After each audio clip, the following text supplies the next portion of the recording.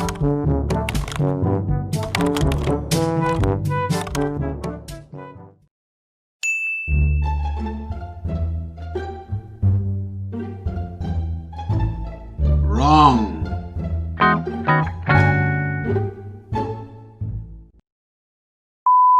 Hey, what's going on, guys? This is Tanmay here for Simple Snippets, and if you watch that 30-second clip, that is definitely not the way to get started with competitive programming.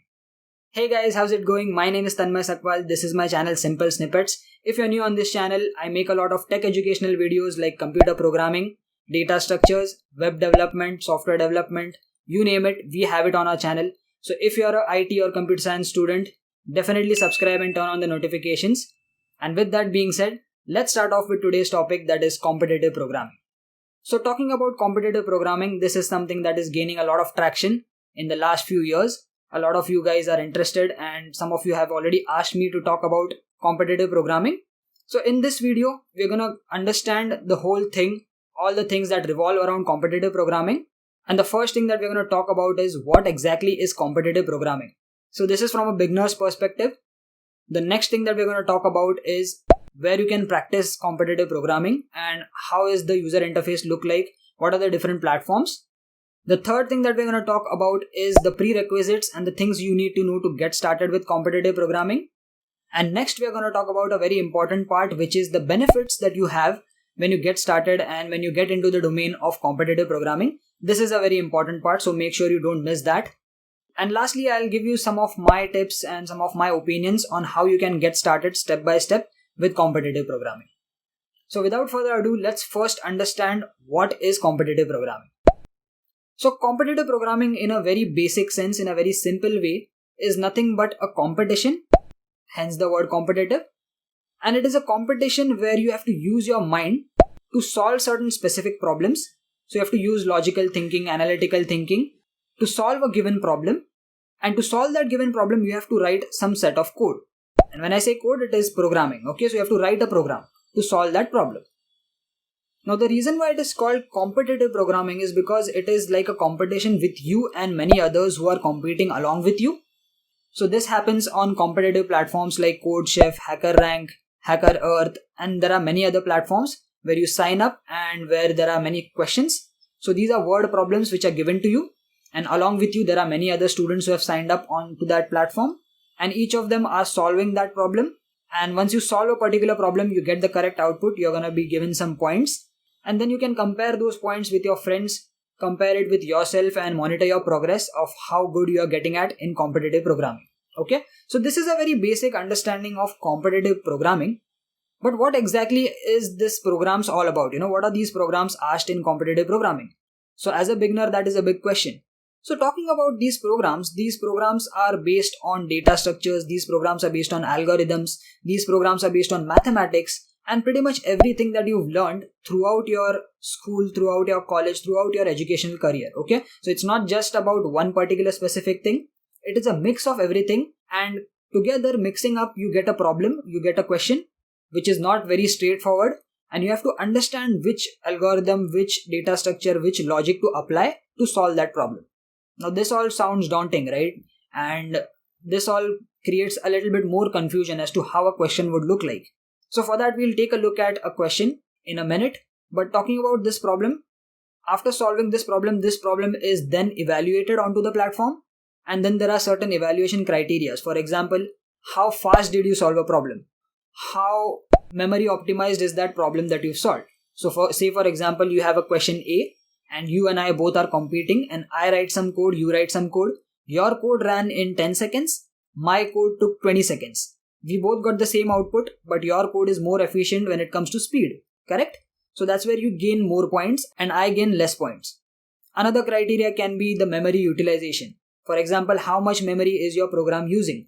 So if your program is using 1 MB and my program is using 2 MB, then your program is more efficient even though we are both solving the same problem. So then there are different criteria. For example, as I mentioned, space, time. So space and time complexity comes into picture. We have the accuracy of the program. Are you getting the accurate output or not? Then the time taken, the number of attempts, all of these things are looked at, and depending upon that, you are getting some points in the competitive programming space.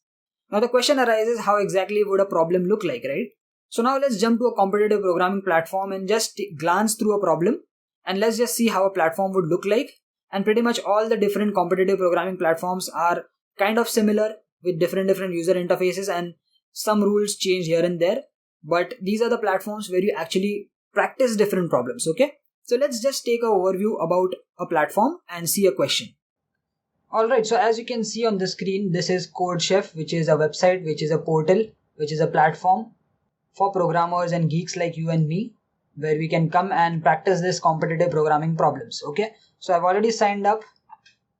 It's a very easy process. I don't even have to tell you how to sign up. Just go on to this codechef.com website, or you can go on to any other programming platform as well. But over here, as you can see, I've opened up a programming problem. So just on the home in the practice for beginners, there is a problem named BST operations. So this is a code for this problem. This is where the entire question is asked. So we've asked to write a program to perform insertion and deletion on binary search tree. Now we've already talked about what is binary search tree onto our Simple Snippets platform. We already have multiple videos on binary search tree. You can check it out. Of that, we have to do insertion and deletion. Okay. And they've given some extra information about the binary search tree and the positions. Over here, this is how they want the input. So you'll obviously provide some input after the program, after you write the program. And then they will also tell you what the output is all about, okay? So input is, they're saying we want the first line to contain the number of operations to be performed, and the next line contains either ix or dx, which is described above. So if you say I, it is for insertion. If you say d, it is for deletion. We'll see the sample input and sample output as well. And then they're saying how they want the output. They've given some constraints which have to be maintained, and this is the sample input. So when you enter 5, that is the first line. So we're going to do 5 operations, okay? Then you have I and 1. So you want to insert one value into the binary search tree. Then you say insert and then 2. So you want to insert 2 as the key into the binary search tree. Then you want to insert a 0. Then you want to delete. So you say d space 2. So delete this number 2 which you have inserted into the binary search tree. And the output that they want is the positions at which the insertion and deletion happens. So when you insert I at the first node, that would be the root node. So the root node position is 1. Correct? You can see over here also they have told the position of the root node is 1. So that is what is printed as the output. The second time when you insert 2, it is inserted as the right subkey or subtree. So that is position 3. That's why 3 is printed. Right? So we have 1, 2 and 3. You can see on the screen. Similarly, you get the output, and then they've given some explanation as well. And when you scroll down, you can see you have to click on submit. When you click on submit, a different IDE is opened, a different page opens up, and this is where you write the code. So you can see over here we've selected C++. You can select different programming languages which you are comfortable with. Let me zoom in a little bit. So this is where you write the code, and once you write the code, you can give your custom input also over here and run the code, or you can submit it to the platform and the platform will check it themselves. So they will run some code behind to check your code, whether it is working or not, and depending upon that you will get an output whether your code ran successfully or not. Okay, so this is just a basic example of a competitive programming problem. And if you go on to the home screen on codechef.com, over here you can see practice and learn. This is where you can practice different topics. You can practice problems by difficulty level. So if you are a beginner, select this option. You can start off with beginners, then you can progress to easy, medium, hard. Then you have challenge and whatnot. So you can explore this platform. Not just this platform, you can go ahead and explore many other platforms. Most of them will follow similar user interface, similar rules and regulations with minor differences. And this is how a competitive programming problem would look like. Okay, so now that you've got a basic understanding of how a competitive programming problem would look like, let's progress to the further part of this video. Okay, so now that you've understood what exactly a problem would look like on a competitive programming platform where you go ahead and practice these problems, the next question as a beginner that arises is, what are the prerequisites required? What are the things that you need to know to get started with competitive programming? And the first obvious prerequisite is a programming language. Makes sense, right? The word competitive programming itself has the word programming. So you need to know at least one programming language very thoroughly, and we'll talk about which programming language to go about. But in general, I would highly recommend that you either study C++ or Java for competitive programming specifically, and be strong at least one of these programming languages. Even Python is okay, but I feel that C, C++, Java are pretty much preferred more over Python. You can also learn any other language like JavaScript or Go, but I would highly recommend that in this case of competitive programming, please stick to C++ or Java. So one programming language is absolutely necessary. And when I say one programming language, it means that all the fundamentals of that programming language are supposed to be very thorough, and you can't be like, if you're solving a competitive programming problem and you don't know the basic for loop syntax, you don't know what is recursion, you don't know what is pointers concept in C and C++. So all these things you need to first study very properly, very thoroughly. Fortunately, we do have a C++ and core Java tutorials playlist on our channel. You can check that out to get started. So make sure all the fundamentals of one programming language is very clear and very thorough, and then you can move on to the next thing. And the next prerequisite is you need to understand the concept of data structures and algorithms. So these fundamentals are absolutely important, pretty much even more important than knowing a programming language, because you can learn a programming language quickly, but data structures and algorithms is going to take a lot of time and effort. Okay, so it's not a very straightforward subject. Again, we have a data structures and algorithms course onto our channel. Do check it out. I've explained both theory as well as practicals, so you can check that out. And the third thing is pretty much everything that you've learned throughout this educational career, which is actually starting from your 5th standard. So all those fundamentals like mathematics, the different formulas, the different algorithms, the different proofs that you've learned can be clubbed together somewhere and can be put up into a problem. Okay, so it's not like it's just about being technical. These competitive programming problems are made in such a way that they test your problem solving skills, not your programming skills. Okay, they are more focused on, can you actually solve this problem using some kind of logic, and it's not just about writing code. Okay, so all these fundamentals are going to be used, hence mathematics is important. A lot of times formulas and number series formulas, all those things are included over here, so it's important to brush up on all those concepts.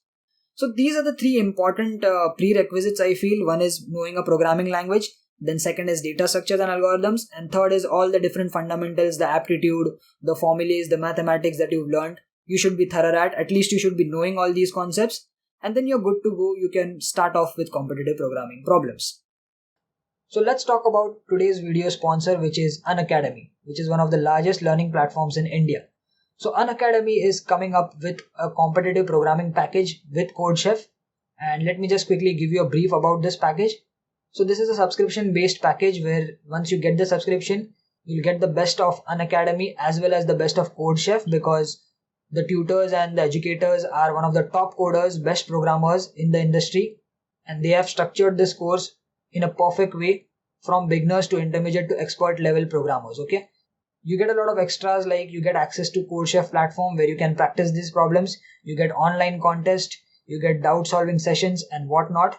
The best thing about this entire package, if you scroll down, is you get some free live classes. So you don't even have to get the subscription, but if you just want to experience the entire course, if you want to experience how the educators are, their teaching methods without paying any money, so go ahead and check out the live classes. At least it is free, and they are teaching some very important topics like dynamic programming, game theory, heap data structures and algorithms. So these are very serious topics, and they are being taught by these top coders, top programmers. Also, if you scroll down on this page, you can see what all things are there extra. You can prepare with the top educators. There are many courses which are ongoing and starting as well. You can also check out the entire syllabus, and some added benefits is that you can schedule the thing that works for you. There is no language barrier and you can learn anytime, anywhere. So it's pretty good. I highly recommend you check out this at least. So lastly, talking about the subscription, if you click on get subscription, these are the different charges, and you can also use a referral code which is simple snippets. So if I just type in simple snippets over here and apply, you'll get a lot of discount, especially on the first month.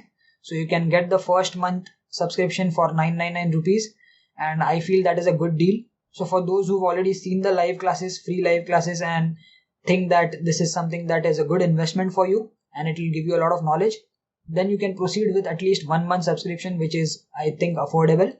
Okay, so this was the entire Unacademy competitive programming subscription package. I've shared the link in the video description along with the coupon code. You can also see it on the screen. Definitely check out the competitive programming package by Unacademy plus CodeChef. So let's move on to the most important part of this video, which is why you should learn competitive programming. What are the benefits? What are you gonna gain from competitive programming? What are you gonna gain from participating in competitive programming contest and solving these problems onto different platforms?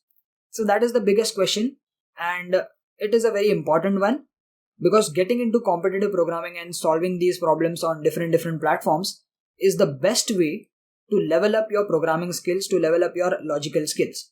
Now this is absolutely important if you're very serious with your development focused career. If you want to get a job in one of the biggest MNCs, like the companies which are termed as FANG, which is Facebook, Amazon, Netflix, Google, all these big companies, they're not going to ask you simple programming questions, okay? So they're going to ask you complicated problems. They're going to give you a problem and they will explain to you, this is the scenario and we want a solution in the form of a code.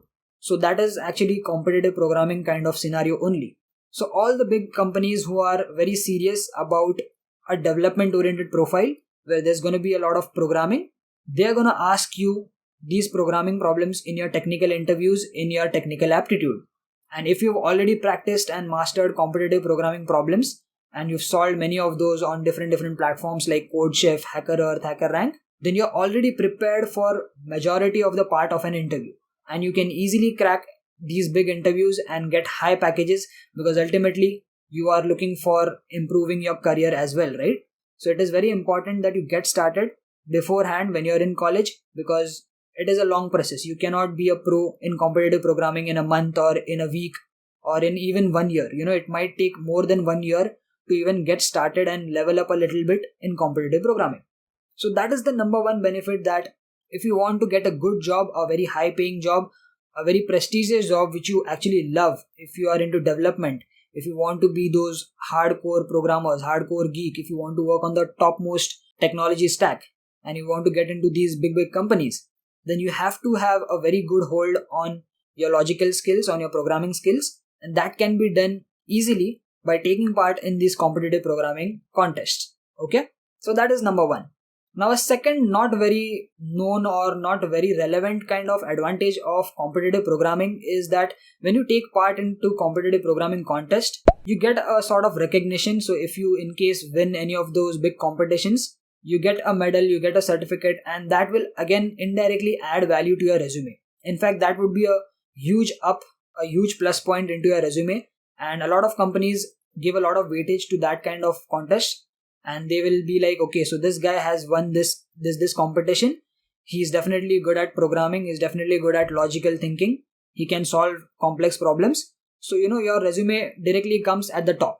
Another thing is some of the big universities also take a lot of weightage and consider these competitive programming contests as important. So if you participated, which I think you highly should, because that is where you understand where you stand in a large audience, and that will boost you and motivate you to level up your game. Okay, it's very important. Competition is important, and in reality the competition is always with yourself, so that you level up yourself. It's not with others. But when there are multiple people competing, you get a sense of where exactly you stand in the entire large audience, and that will motivate you to keep doing more. Okay, so these are the different advantages, and trust me guys, if you get into competitive programming, it's gonna be very difficult in the start. It's gonna be daunting. Till date, even I am scared to solve those medium to expert level problems. Even I struggle a lot, and that's probably because I'm not really focused on competitive programming, as I have to do multiple things. But yes, competitive programming is gonna be daunting, is gonna be intimidating when you get started. But if you have the dedication, if you have the perseverance to try a lot of problems and not give up very easily, then slowly you'll make progress. And trust me, you'll be miles away from the competition, from your batchmates. And you can definitely level up your game with competitive programming and crack many of those difficult interviews which you always wish for, which you always thought that you would want to work for those companies. Okay, so it's very important. We're going to talk more about competitive programming on this channel. This was just an introduction to competitive programming. It does make sense that we talk more about competitive programming because we are already talking about data structures and algorithms. We've covered a lot of topics and tutorials in DSA.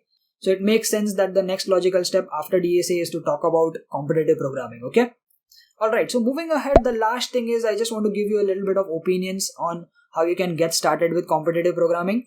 Number one is know a particular programming language very well.